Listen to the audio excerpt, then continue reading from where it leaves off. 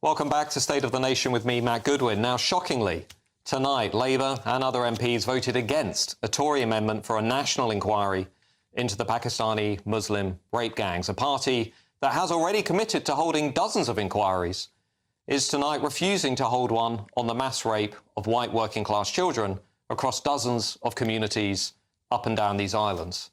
Why has Labour refused to back this national inquiry? I think there are a few reasons.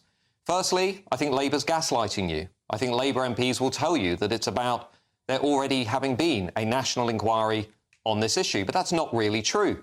The major inquiry that we have was not focused solely on the issue of the Pakistani Muslim rape gangs at all. It bundled this issue up with a lot of other issues connected to sexual exploitation. It looked at only 6 local areas, some of which were not affected by the rape gang scandal at all.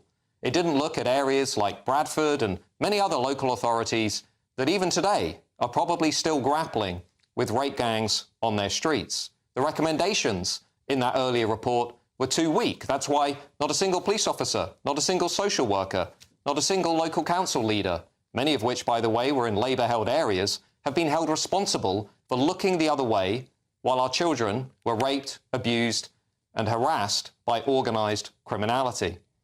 They didn't even really mention areas like Rotherham or Rochdale in that earlier report. And when they did, they often talked about paedophiles like Liberal Democrat Cyril Smith, not the Pakistani Muslim rape gangs. It's clear to everybody in this country that this is a national systemic crisis, that this needs more than detailed local inquiries. We need to have a reckoning with this issue as a country. We need another national inquiry.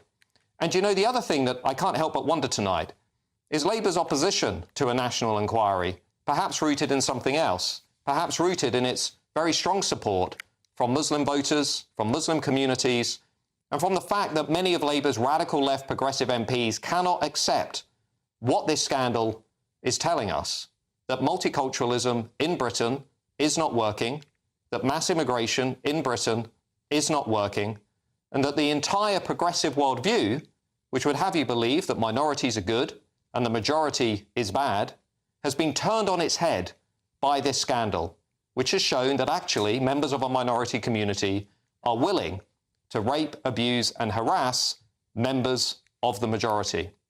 That's my view on what's happened tonight.